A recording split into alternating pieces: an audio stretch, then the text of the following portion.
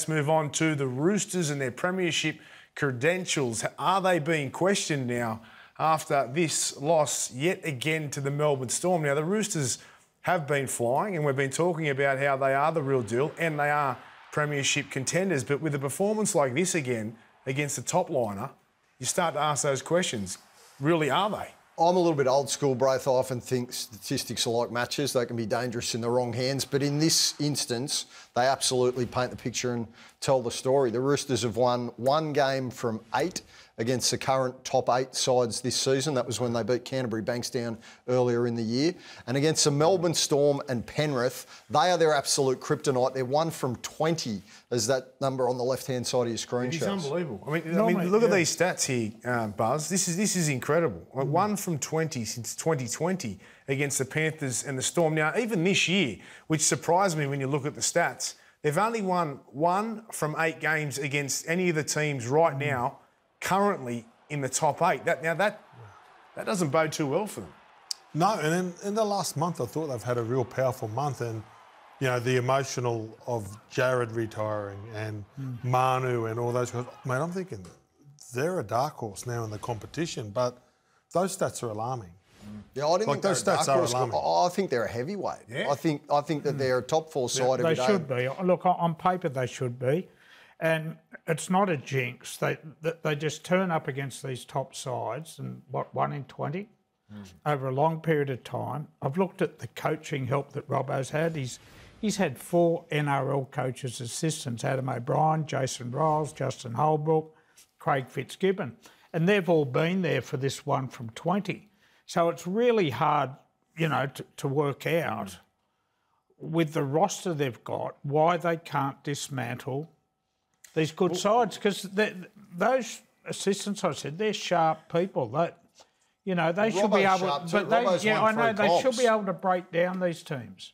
It's a hard one to understand. They're going to probably beat a few of the top 8 teams, I believe, heading into the finals. But when they get there, they're going to either take on Melbourne or Penrith. Can they turn this around?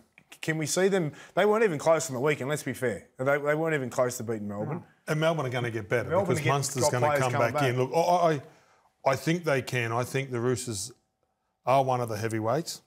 And I think the emotional part to the end, when Jared and all those guys get together, and it's the one last hurrah, because they're certainly not going to be the same side next year. I think they can do it, but the risk is they don't get another opportunity now before September. So we're not going to know the answer until the big games and the finals arrive. There's enough talent on that roster. Their real discipline has consistently hurt them, not just this year, but over the course of the last 3 and 4 seasons. They're the most penalised team in the comp.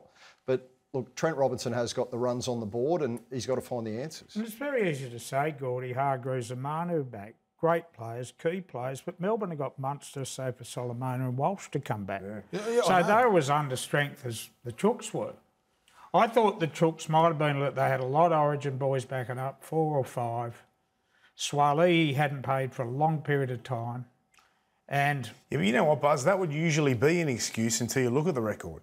Yeah, if they didn't have that record, that's what we're saying, right? Yeah. But because of the record so bad, it's like, well, is it actually in their heads now? Yeah, we're going to find out. Super Saturday, they play Manly. Manly have been going enormous, right?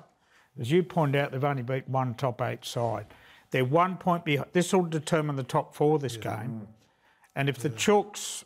I tell you, I was a bit disappointed in their halves the other day, Walker and Keary. I thought they were outplayed by the Storm boys. Let's talk about the Storm, because they deserve some credit here. They're 4 points ahead of Penrith at the top of the ladder. You look at some of the players, like Howarth was struggling there for a couple of years. He was outstanding on the weekend. Anderson, Wishart, King was outstanding. Meaney. These are guys that Blore. These are guys that other clubs had question marks over, or who weren't sure whether they wanted to take them or have them on their roster. But not only are they playing good, these guys are playing great. And really, if you looked at this squad at the start of the year, there's no... I wouldn't believe anyone would have had them where they are right now. Like Craig Bellamy and the system that he has in place He's a there. Genius, mate. He's a genius. And then they wanted to make a statement. We spoke to Pappenhausen. This was a game that they marked off, and it was the first time they're going to play a heavyweight. And they wanted to put a shot over the competition. And every time you write Melbourne off, and we've all done it because of the players that they have let go in the past and the players that they have injured, and I don't carry them as I have in the past, yet they're on top of the table. And you guys talk about Craig Bellamy, okay, maybe best rugby league coach, certainly most consistent, sustained success, 22 years? Yes. I defy you to name anyone in AFL, soccer, rugby union who has had more results. I think he's the best coach in any code in Australia. Who coached the Dragons in the 60s? That's the only bloke. Oh, well,